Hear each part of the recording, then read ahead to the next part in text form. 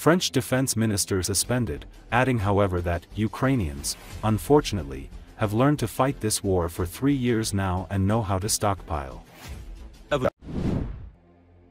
A Ukrainian official said Wednesday he hoped Ukraine could move forward toward negotiations to end the conflict with Russia after President Volodymyr Zelensky wrote a letter to his U.S. counterpart Donald Trump saying that his country was ready for peace. "We need to see that there is equally, trustworthy commitment on the Russian side, for example, to a ceasefire if one is to be achieved, because doing it unilaterally, if we stop, we've said it before, if Russia stops fighting, the war will end. But if Ukraine stops fighting, Ukraine will end," Yuri Sak, advisor to the Minister of Strategic Industries of Ukraine told Sky News in an interview. According to Associated Press, Zelensky said Tuesday that the Oval Office blow-up with Trump last week was regrettable, adding that he stands ready to work under Trump's strong leadership to get a lasting peace. Zelensky's remarks, an apparent attempt to placate Trump, came in a social media post on X, hours after the White House announced a pause in military aid to Ukraine that is critical to fighting Russia's invasion. But later during his nightly address, Zelensky indicated that Ukraine hadn't received direct notification from the US that aid had been cut and was seeking confirmation. Yes, indeed, it's a very welcome development, and to be frank, there is nothing new in that statement that our president said. We've always been 100% open about our desire for peace, and it's obvious. We are the ones who are attacked on a daily basis. We are the ones whose cities are destroyed, and Ukrainians are the ones who are paying the highest price for defending our freedom and our shared values.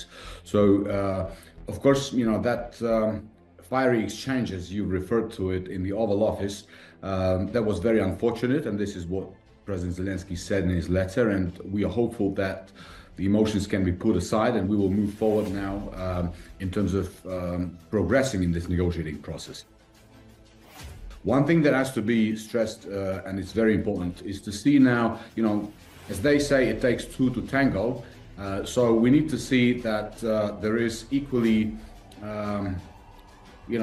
trustworthy commitment on the Russian side, for example, to a ceasefire if one is to be achieved. Because doing it unilaterally, if we stop, we've said it before, if Russia stops fighting, the war will end. But if Ukraine stops fighting, Ukraine will end. So we are very, very eager to end this war as soon as possible, but we have to be careful because Russians, as we've said before, cannot be trusted. We have to stay pragmatic. We understand that the United States of America is Ukraine's strategic partners. We understand that without the US financial and military support, it will be much, much more difficult for Ukraine to resist the invasion. And we hope that there will, going forward, there will still be a bipartisan support at the US Congress and at the White House as well. Now, and we also want to stress again that we are indeed sincerely grateful to the American people, American president, American Congress, as we are to all our other partners. So, we have to sort of put that aside, what happened on Friday, and focus now on signing the critical minerals deal, on ensuring that the security guarantees that Ukraine requires are in place, whether part of them will be provided by our European partners, some will be provided by the US. So we have to move forward, we have to end the war.